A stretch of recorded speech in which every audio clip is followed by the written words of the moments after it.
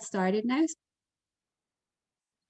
Cool. So hi everyone, my name is Nicola and I'm going to be your host for this evening. So thank you to everyone for taking the time to join us this evening for our final seminar before we take a small break for the summer. So tonight's seminar is part of an AsIAm SuperValu webinar series that we've been running with partnership with SuperValu throughout 2021. So the topic tonight is managing change, and we are joined by Jude Marrow. So Jude is a motivational speaker and a best-selling author. So Jude will be speaking for about 45 minutes and there will be some time at the end for questions and answers. So just to note a few housekeeping items just before we get started. So if you look at the bottom of your screen, you'll see a Q&A box. So if you do have a question throughout the presentation, please feel free to pop your question into the box and we'll do our very best to answer it at the very end or throughout the presentation.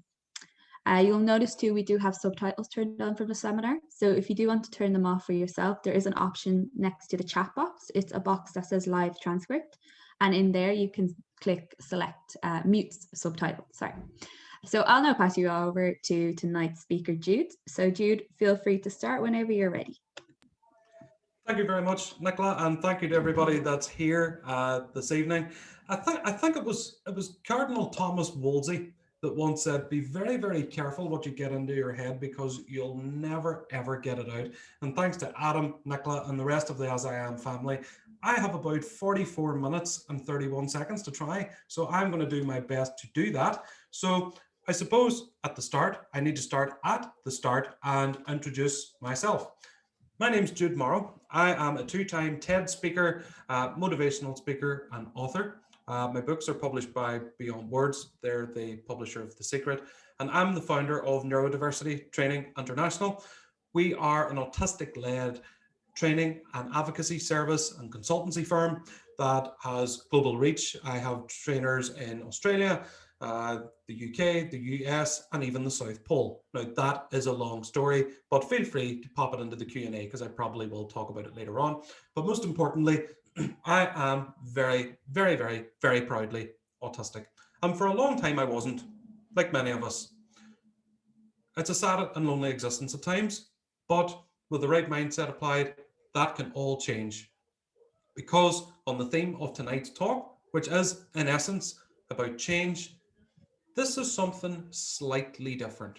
Because what I had to do on my journey and what everyone here can do is to become lemon juice salespeople, because I am a very proud lemon juice salesman. You may be lifting your eyebrows, shaking your head. What on earth is he talking about? It will become very, very clear as time goes on. And it's interesting that absolutely everything that you have probably ever learned about autism and autistic people, stop and think about it, because the same answers often come up.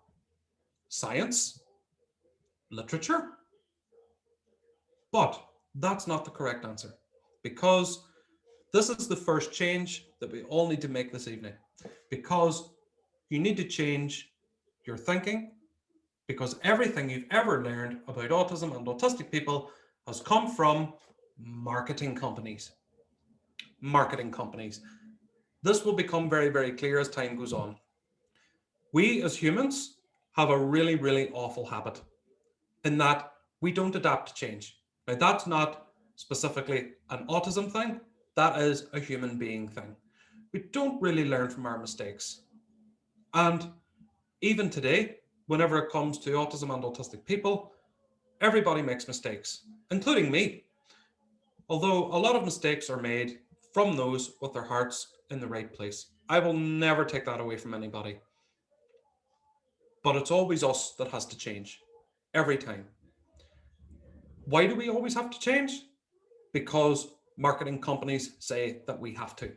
And as we go forward, you may have expected something different. You may have expected something else.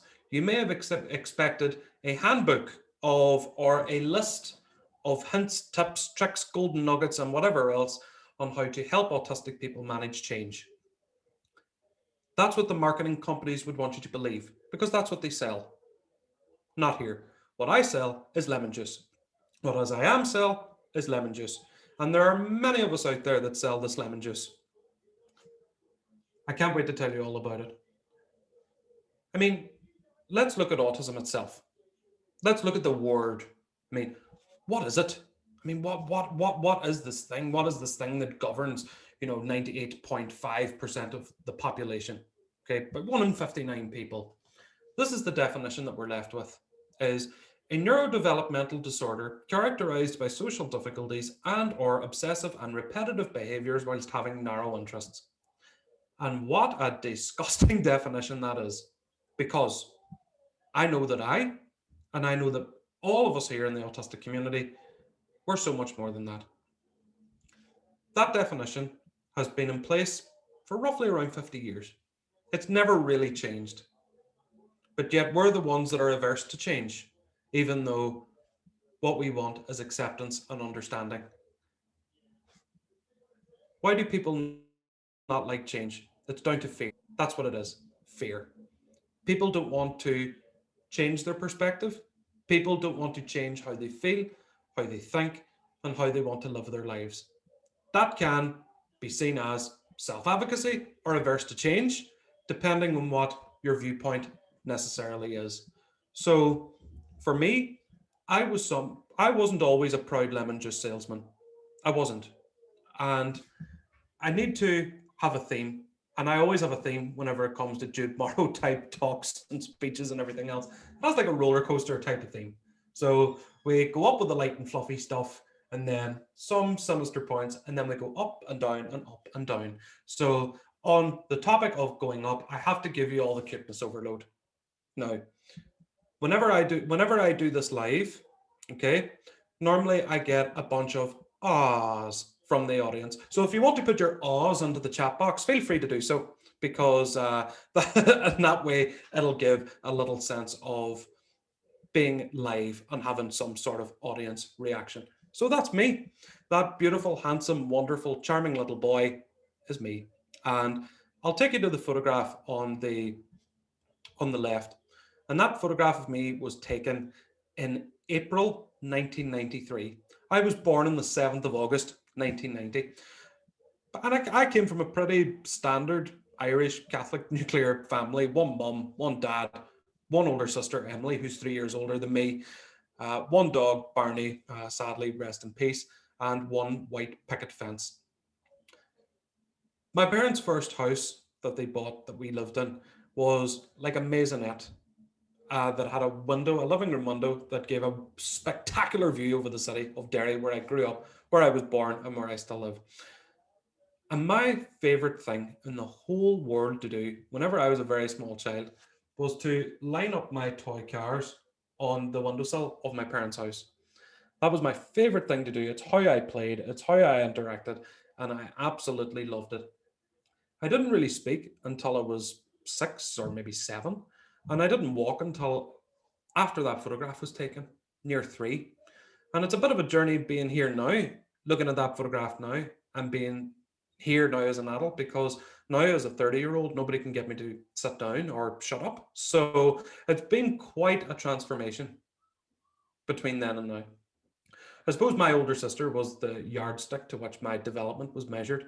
And I obviously wasn't really walking or talking and just lined up my toy cars all the time. And I lived on a very, very special diet of digestive biscuits and milk. That's all I survived on until I was about 9 years old. And sometimes I wish that my food and dietary intake was a bit less varied, because now I just happen to eat absolutely everything in vast, vast quantities. And I do blame lockdown ever so slightly for that. But my parents were told by my GP and the health visitor, because obviously I didn't have enough words, that the health visiting manual said that I should have had, that my parents were told, sorry, Mr. and Mrs. Morrow, but Jude's probably a little bit slow. But they disagreed. They knew that somewhere within me, I was intelligent, I had intellect, I was able to do things in my own special and unique way. I needed to go to a play school. Obviously, nowhere would take me though, because I couldn't really talk, I couldn't really walk, and I didn't really interact with other kids. Eventually, I did go to a play group that took me on a trial basis. This was in late 1993, going into 1994, where I was taken on by a local play group, and it was there where I started to realize that I was someone who was deemed to be socially unacceptable because I brought my toy cars with me and used to line them up on the stage. I loved doing it. It was my favorite thing. And whenever the playgroup staff tried to get me to mix and mingle and get along with the other kids, I didn't want to do it. I didn't want to. I'm very much a lone wolf. I'm very much someone who loves solitaire and could happily spend a lifetime on a desert island. Although in time, I would eventually miss Penny, my other half, and the children. But I was always a loner by nature, and that was fine. That was what was most comfortable to me. Whenever other kids used to try and take my toy cars away from me, there would be a tsunami of unimaginable horror that would befall them because that was my role in society, was to line up these toy cars. That was my job. And if I didn't get to line up those toy cars, for all I thought, a zombie apocalypse could break out. Society would break down and the world as a whole would just end. After one confrontation too many, I ended up going to a mixed abilities playgroup. A playgroup for a mixture of children of varying abilities, where there were autistic kids there were kids ADHD, Down syndrome, learning, even classical learning disabilities. But the staff there knew that I was intelligent, so I needed to have an assessment. And an assessment was done on the 18th of May, 1995, because they needed to know what school I would go to. And I'm going to read a letter out from that. This is a letter that I found in my medical records. Now, brace yourselves because it has some language in it that is really rather dated. So I will read it out. This was an assessment that I had to determine what school I would go to in 1995. And it reads like this. This little boy presents with aggressive features and difficulties with other children his age. Given the collateral history gained from the boy's mother and her daily management struggles, it would indicate that some autistic retardation is evident. Despite this, the boy displays awareness of his surroundings, basic literacy and numeracy typical of a child his age. There are some verbal sequencing issues that will hopefully resolve with support outside of a special education school. And I don't know your thoughts on that. I'm sure they're all very similar. But I've read that letter out so many times. I read it out on the TED stage. I've did it in my speaking tours, visits to schools, the training we do, everything, groups. And it never ever gets any easier. Not for the autistic retardation statement, because that was in common medical use at the time, but the fact that I didn't even have a name back then. I was just the boy, and my amazing, wonderful, darling mother, Emer, is just the boy's mother. So that's where I had to go. I went to mainstream school.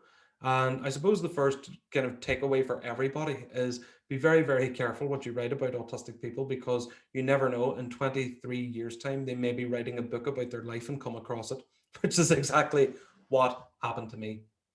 So I went to mainstream and I was among the first wave of autistic kids to attend mainstream school. If I was born in 1980 instead of 1990, the chances are I probably would have gone to a special educational needs school. And it was tough because I had a classroom assistant. I didn't always go to school every day, went to speech therapy and everything else. I will always say that every teacher I had, every classroom assistant I had, always had their hearts in the right place. But whenever I used to line things up and stack things up, that was deemed as inappropriate play. But yet I was the one who had to change. Whenever I was learning to speak, I used to whisper things under my breath. It's called echolalia. It's very, very common among autistic children and even adults. I still do it from time to time.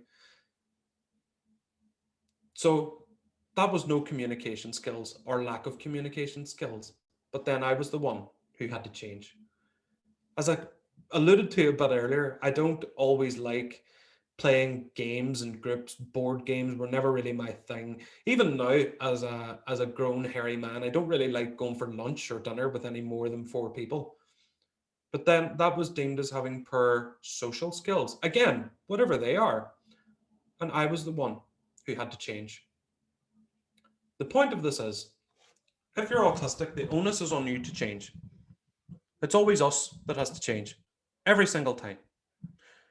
We're the ones that have to wear the ear defenders. We're the ones that have to leave the room. We're the ones that have to be excluded from the activities. We're the ones that need to go home. We're the ones that don't get invited to the birthday parties because we have to change. And the way marketing companies and overall society have you conditioned, so to speak, is that if you do this with us, we will make your child acceptable to other children. And to me, as an autistic person, this certainly isn't acceptable. It's not the way things should be done. It's not the fault of us that we are different and that we're not accepted for who we are. And pretty much never have been. So basically, what I was given as a child, now not from my parents, but from my teachers, I was given everything except for lemon juice.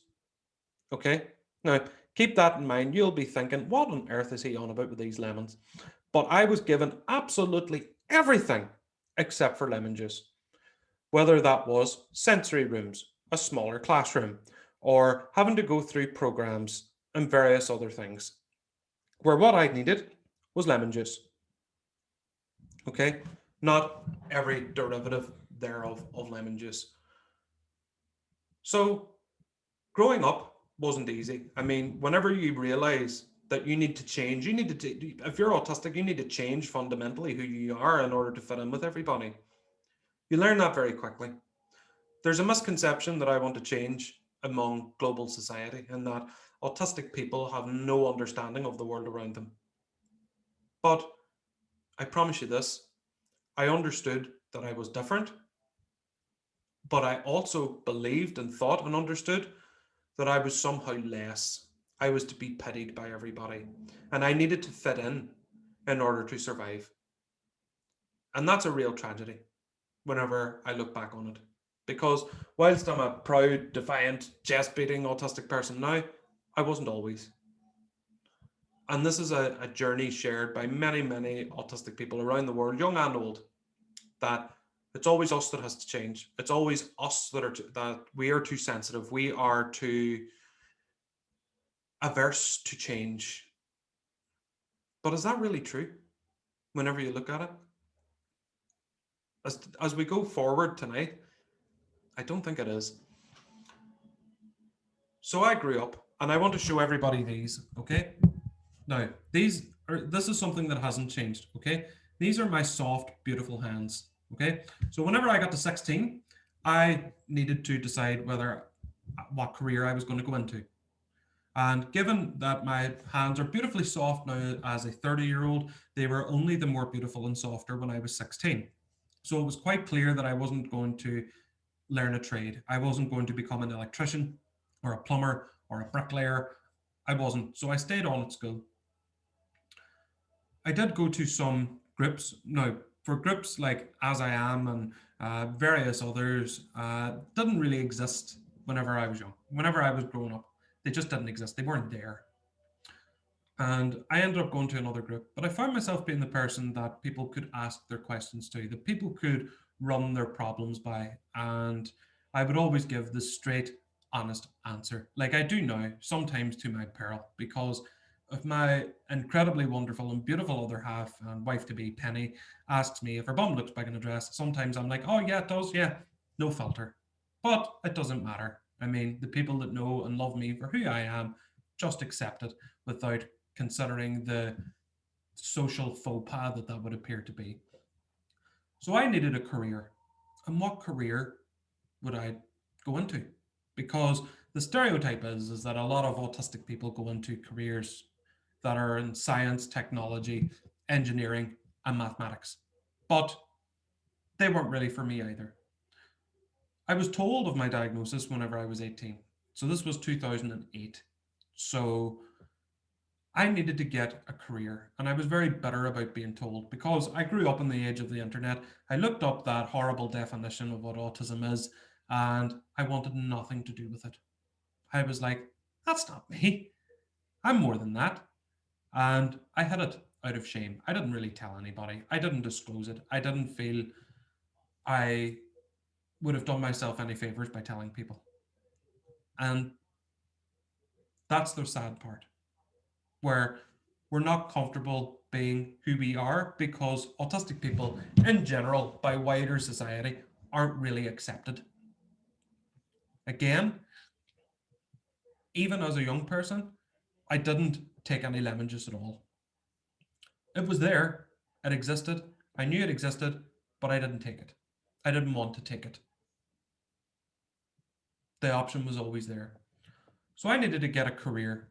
So what would be a good career for a young autistic man who very much had a chip on his shoulder, who wasn't overly great with people, who didn't really get social nuances, things like sarcasm and, other vague false things that society takes on, and you're disordered if you don't understand the complexities of them.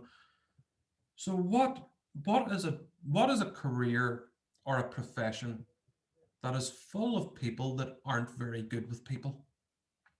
So I thought, I've cracked it, and I became a social worker. And that was a job that I did for 8 years, and I worked in various different fields as a social worker. I worked in community mental health, I worked in adult learning disability, primary care, dementia, and early on dabbled in a bit of fostering and adoption. So whenever I was 22, I thought, see this autism thing? Ha! I beat that. I won. And won it in style. Sure, look at me. I have a job, I have a car, I have a girlfriend, I have a house, I have everything, I have the world at my feet, and I've won. Where I didn't think that I needed any lemon juice, but I desperately did. I desperately needed the lemon juice. And again, didn't want to take it. I had a whole life plan.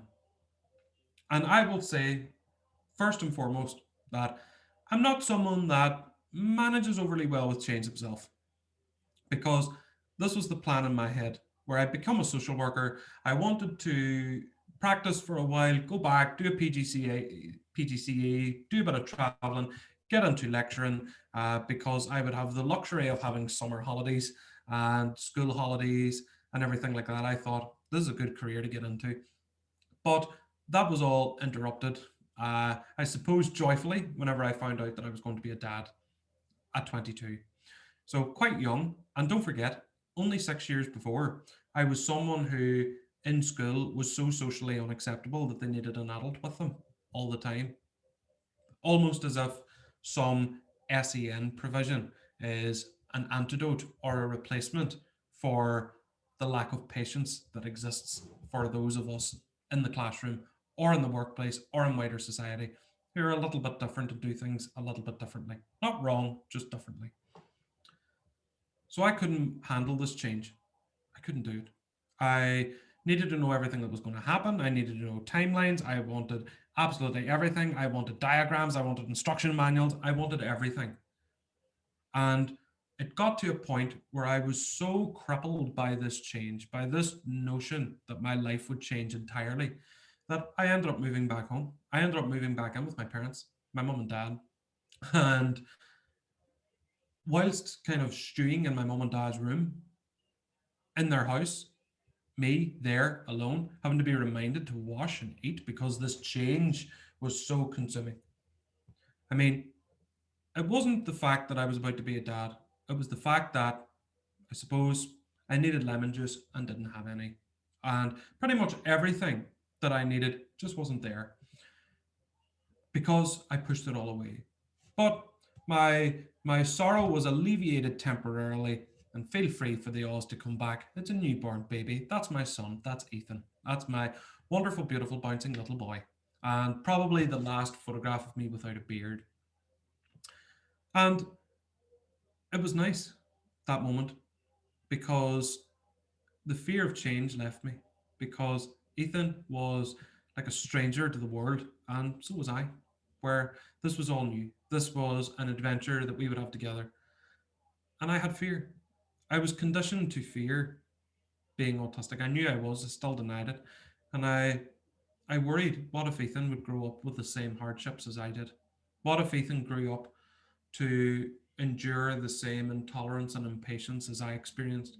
That need to put your true authentic self aside in order to please others. It was a fear that I had. Although with that fear, it dissipated in time, in that Ethan was walking by 10 months, talking and developing an attitude by 18 months.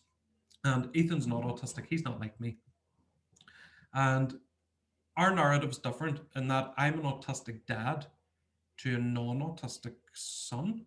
Because the vast majority of literature out there, the ones that marketing companies put out, the ones that people buy, book publishers, everything else, is the narrative of autistic kids being commentated upon by their parents and professionals, people from the outside looking in.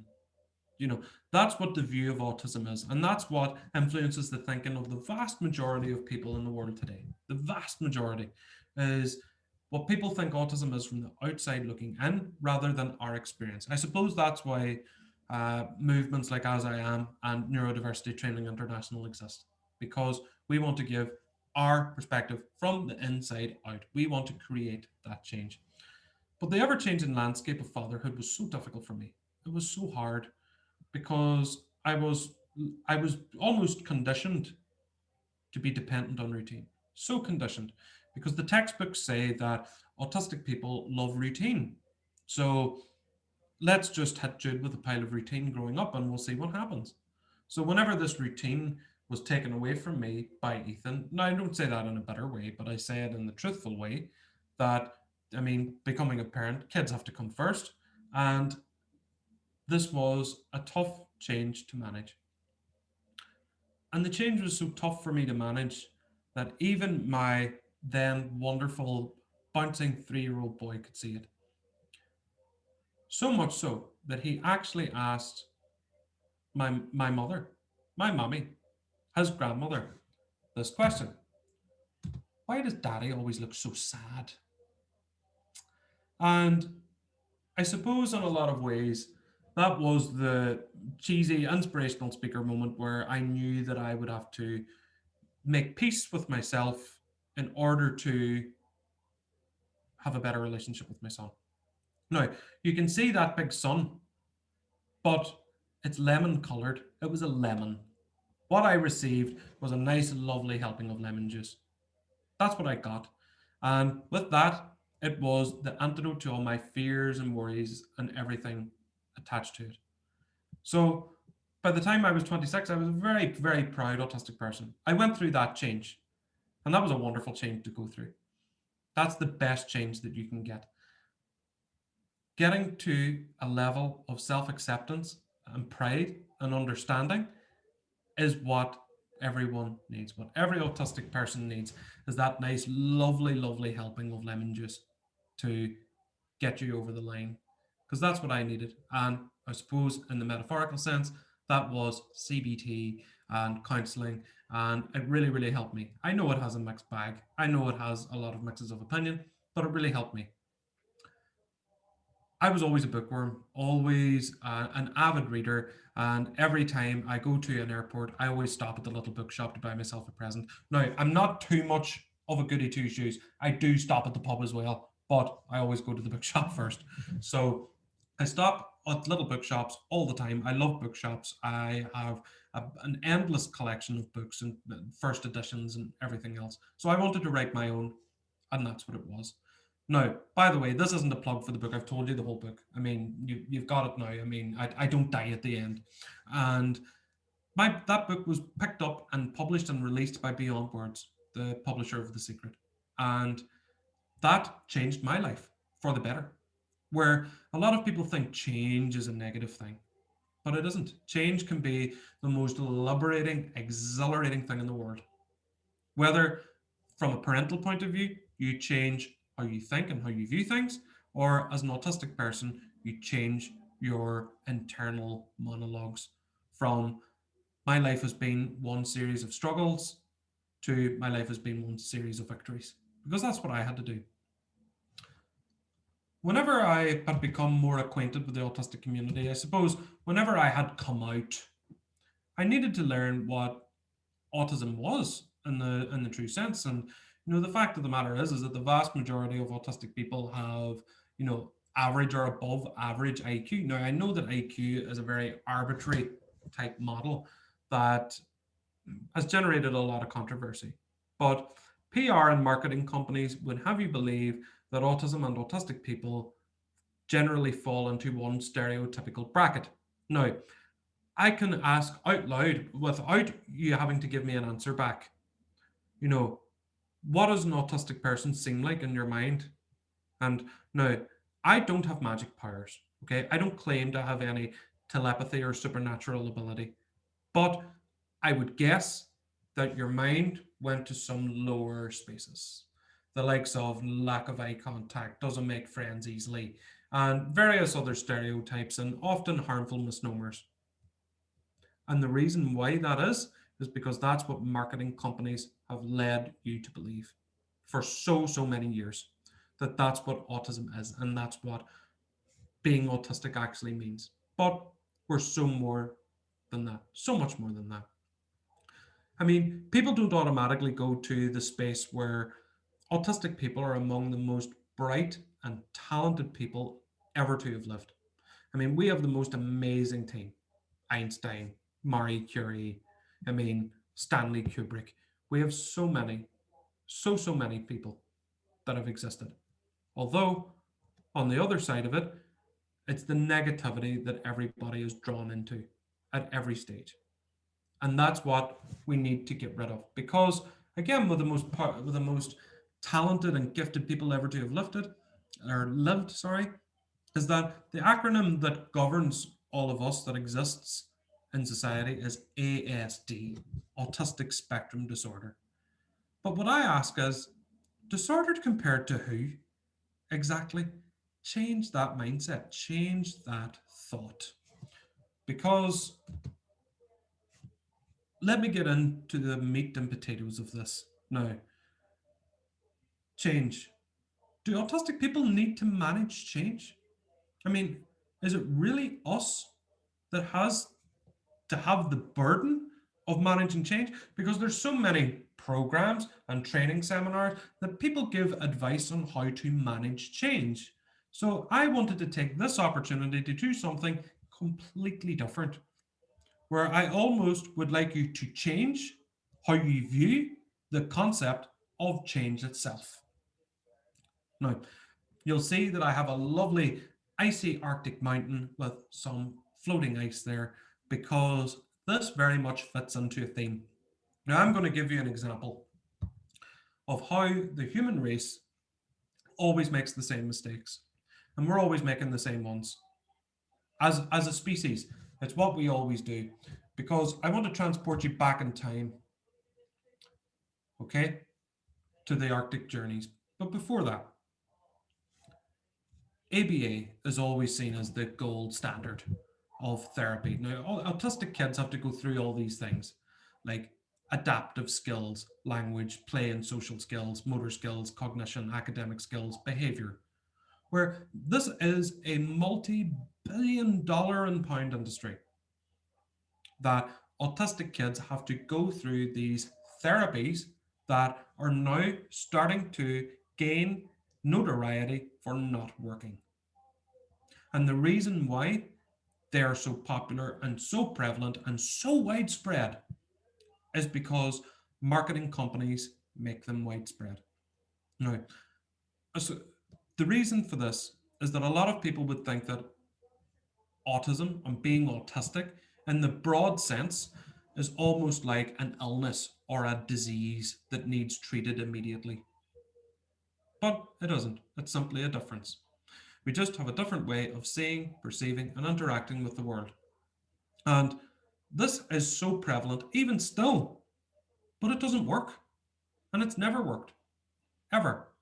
That's the mistake that people are making now, is that all of these therapies and treatments for autistic children and adults are branded out into the universe by marketing companies, by private businesses, by privatized healthcare schemes.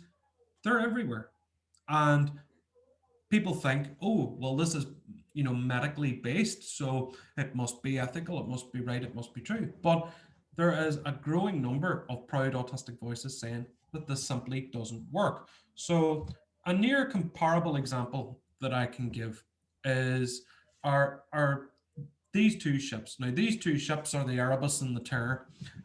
They were made very, very famous by a TV series, AMC's The Terror. It's on BBC iPlayer. I recommend it. It's a fantastic story. The Royal Navy and colonial Britain times pretty much invaded the whole planet, bar a few select places. But they had one problem. The one problem that they had, now, it wasn't navigation, it wasn't warfare, it wasn't being ambushed, it wasn't anything like that. The one problem that they all had was this, was scurvy.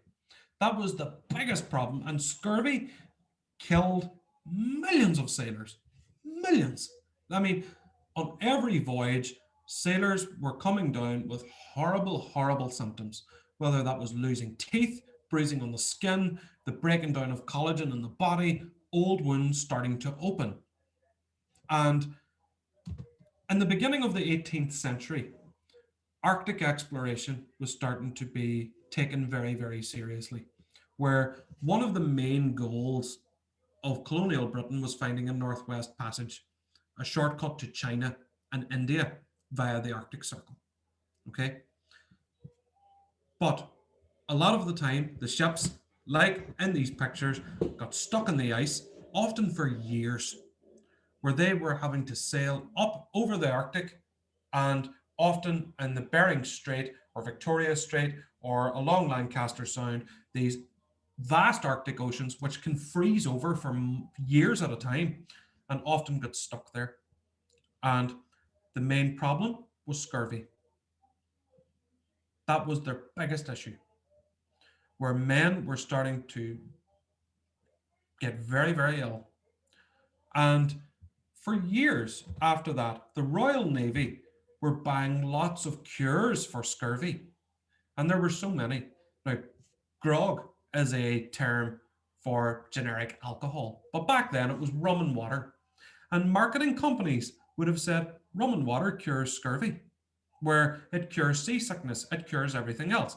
Now, this was seen as a problem, a huge, huge problem. And scurvy, and to be fair, because it was a very debilitating physical disease, it was.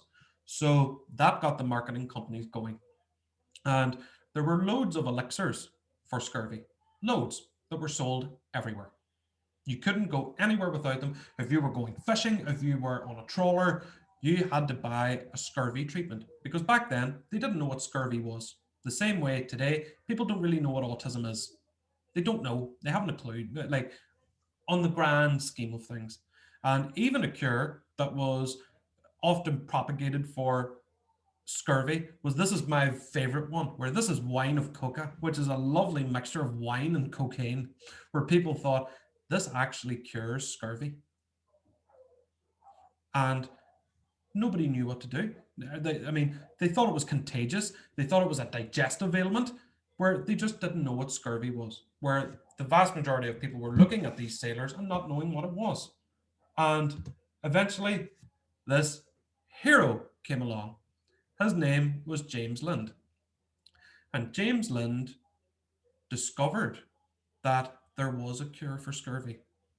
And that cure was lemon juice and citrus fruits, where lemon juice, if given to sailors, would alleviate the symptoms of scurvy. This was a miracle. This was incredible. This was wow. This was studied. This was trial. He did this himself. He set up a voyage to India. And India back then, India now is relatively straightforward to get to. But let's go back to the 1800s, when it was a bunch of men in wooden boats, where it would take weeks to get to India. And the chances are you would lose at least 10% of your crew to scurvy, at least, on a typical voyage. As the months went by, you would lose more and more. But he realized that giving lemon juice was a complete preventative measure, and even those who had symptoms of scurvy completely recovered within a week or two. So on this passage to India, no one had scurvy. Everyone reached the other side safe and sound and happy and healthy and well. So what was the first thing he did? He said, I need to go to the Admiralty. I need to go to the leadership of the Royal Navy and say, I've got it. I've cured scurvy.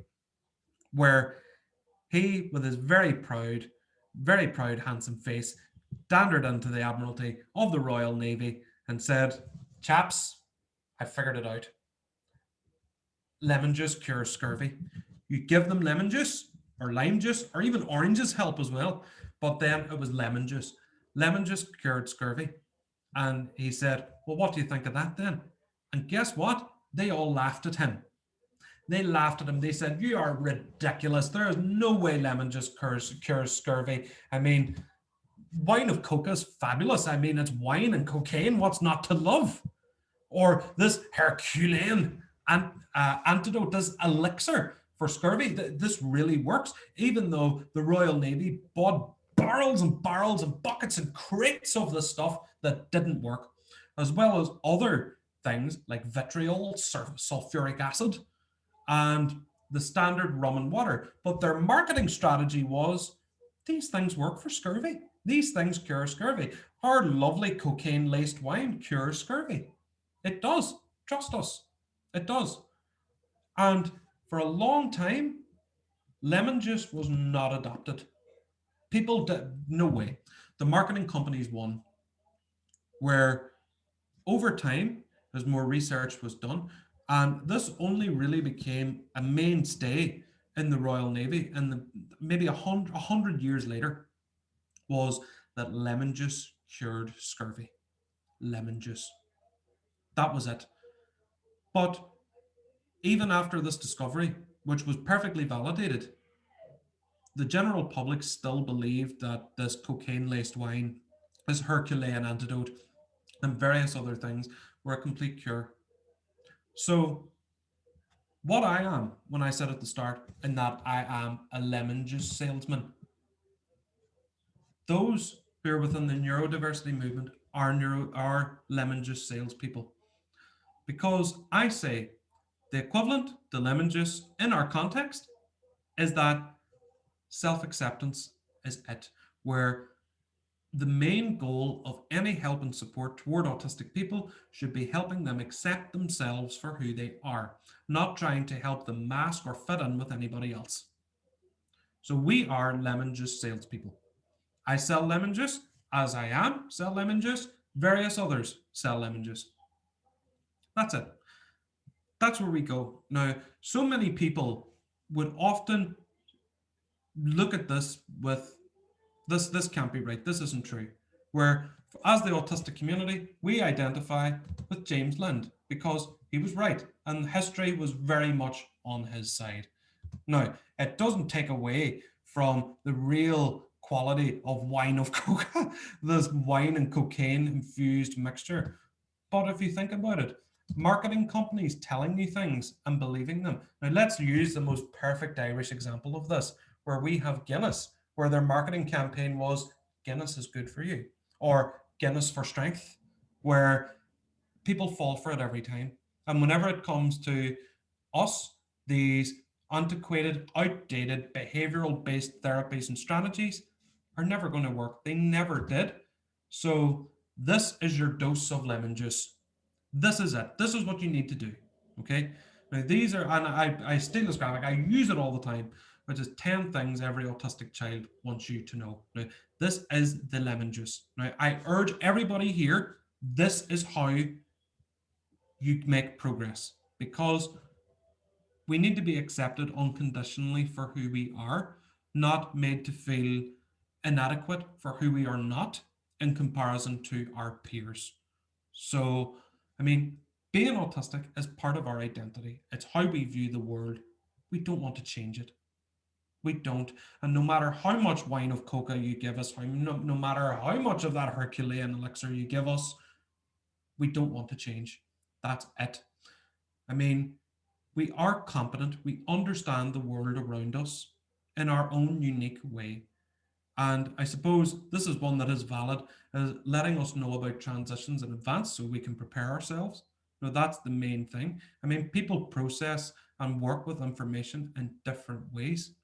Because in society as a whole, we have a very comparison culture. We like to compare ourselves. We like to compare ourselves to other people. I mean, that's why there's a vast increase in mental health issues since the birth of social media. Things like Instagram, things like LinkedIn, Twitter, how many followers have I got, etc., etc., etc. So, as far as autistic people, we are we are the answer in that all we want is to be accepted for who we are, not compared. And this is the mindset that needs to change. Now, you may feel with your heart in the right place that, my child needs these therapies or treatments or programs, but that's not what's needed at all. What's needed is unconditional acceptance. And that is the lemon juice that we all need. Because remember, it's always us that has to change. I mean, it's us who are burdened with these therapies and treatments that don't work. I mean, we don't have to change. I mean, we are the victims here and always have been. And remember, be on the right side of history. Now, James Lund is on the right side of history. And I know, and I'm comfortable when I go to bed at night, that I'm on the right side of history. That in many years to come, now people will still make the mistake of these nonsense therapies work. People will still make that mistake. And it's human to make that mistake. But at least for us, we will be on that right side where history will look upon us favorably. That what autistic people need, how we learn to thrive and survive, was to be universally accepted for who we are, not for what we are not. So that is me. I have been Jude Morrow. You have been lovely. Thank you very much. And I am happy to take any questions that anybody may have. It's brilliant. Thank you so much, Jude, for that wonderful presentation and especially for sharing your own story with us tonight so we could all do it a bit of lemon juice. So, a massive thank you to everyone for taking the time to join us this evening because I know it's a beautiful day out there. So, we really appreciate you guys joining us. So, we'll move on to some questions now. So, if you do have a question for Jude, just feel free to drop into the question box there and we'll do our best to get through them. Just see, is there one there? Yeah, there's one there already. Do you want to read it out for you there? Are there any therapies that you feel did work for you? For example, occupational therapy or speech therapy, for example. For me, speech therapy was very good. I really enjoyed speech therapy. Quite I had a bit of a stammer as a child. Whenever I was learning to like speak kind of the way I can now, was there was a stammer there for sure. There's still some fragments of it left here and there, but I think that certainly helped me. Now, whenever you get into therapies, now this is the way people are hardwired, and it's a very human thing, is that if someone has a different way of doing something, then that's a broken way of doing something. Like even for speech therapy. Now, for me, I got a lot of benefit. Now, my parents and those closest to me would still maintain that I probably would have spoken anyway without it. So it didn't really make much of a difference. But I don't know. I seem to like it. But it's people have different communication styles, people have different movement styles, people have different ways of carrying out their routine, of being who they are, and it should just be accepted. Like, I'll give a good example. Actually, I wanted to drop this into the presentation. The whole thing about stimming, right? Stimming, there's a new kind of craze like for the likes of fidget toys and stuff, and schools don't often allow them because, of course, everybody will want one. So, I mean, I have a fidget toy of my own, and I will show you it. Here it is. It's an unused paintbrush that was used to paint this office. And I've actually used it right the way through this presentation. It was in my hand because I just like to fan the bristles like this. But I mean, as far as society is concerned, if I was a young child, this would be taken off me because sure, everybody will want a paintbrush, dude. Now, I'll ask you, Nicola, do you want this paintbrush? Because I'm playing with it. Very jealous. It's an unused manky brush that the bristles are starting to dislodge because of I've messed around with it that much. But it's just the change that's needed. Everybody thinks it's us that has to change. It's the attitude toward us that has to change. That's the most important thing. It's not going to work. That's brilliant. Thanks for that, Jude.